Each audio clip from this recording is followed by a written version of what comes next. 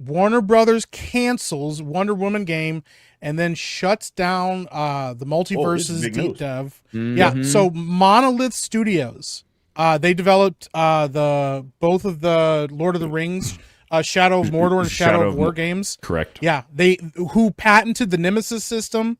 All gone. They're fucking shuttered. Well, so the Nemesis patent belongs to Warner Brothers, but the people at Monolith aren't the same who made those games. Warner Brothers game just announced that Wonder Woman has been canceled, while developer Monolith Productions has been shuttered for 31 years. The studio is renowned for iconic games like Fear, Blood, Condemned, and the Middle-earth duology, even designing the famous Nemesis system, which WB swiftly patented and did nothing with for a decade. Fuck them.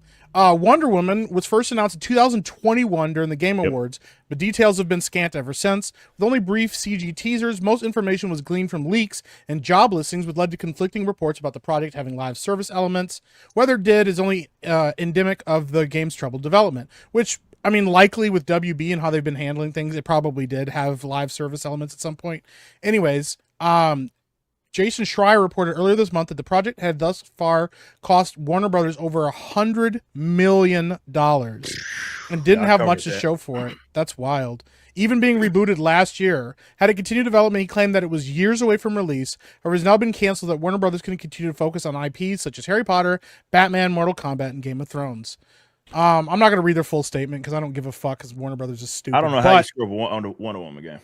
So the senior writer for Wonder Woman is a DEI lover who is part of an organization who received $669,000 from the U.S. government. Woo, she has made quite a living for herself, grifting off of her skin color, and most recently grifted her skin color for Logitech for a Black History Month thing, as well as one other company that escapes me. She's the one who famously, of course, wrote a very long thread shaming CDPR, calling them transphobic and racist and all these terrible things, and calling them out in such a manner that one would never work with them again. And guess what? She got sent a free chair, free game, free graphics card, and all this shit simply because of her connections to DEI. This was the senior fucking writer. This, like Ripa said, this should have been a fucking layup. It's Wonder Woman. 100%. She's part of the big fucking three in DC. It's not that fucking difficult. How they made a movie with Gal Gadot as Wonder Woman work.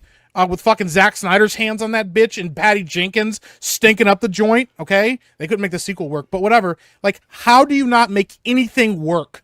Developing it this fucking long. And sink $100 million into it, basically, to just say, fuck it, it's not going to ever happen. That's crazy to me. So this game I was actually looking forward to because Monolith, they kind of perfected the sword play game style to the Arkham combat. And if you played Shadow of Mordor and Shadow of War, excellent fucking game. Shadow of Mordor is absolutely incredible with their Nemesis system and the Arkham-like combat, but with a sword, you could see the potential of what it would be like for a Wonder Woman game. And I was really excited that these guys were going to be the developers for a Wonder Woman game. And I was really looking forward to it. And how they fucked this up, whether it was them or Warner Brothers just pulling the plug on it, like, this is such a fucking layup, especially with the combat that they have developed for Shadow of Mordor to transition into Wonder Woman. It made perfect sense for them to do this, and it sucks that this is getting canceled.